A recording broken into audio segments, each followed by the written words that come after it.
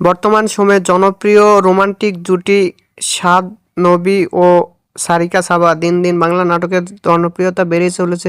সেই ধারাবাহিকতায় আবারও নতুন নাটক নিয়ে হাজির হয়েছেন জনপ্রিয় এই জুটি।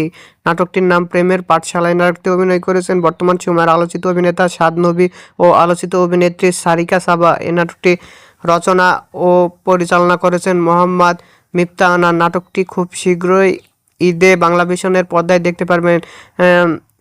নাটকটি দেখতে চাইলে অবশ্যই বাংলাভিশনের পর্দায় চোখ রাখুন এবং নিয়মিত নতুন নতুন নাটকের আপডেট পেতে হলে অবশ্যই চ্যানেলটিকে সাবস্ক্রাইব করে রাখুন। পরবর্তী ভিডিওর জন্য অপেক্ষা করুন।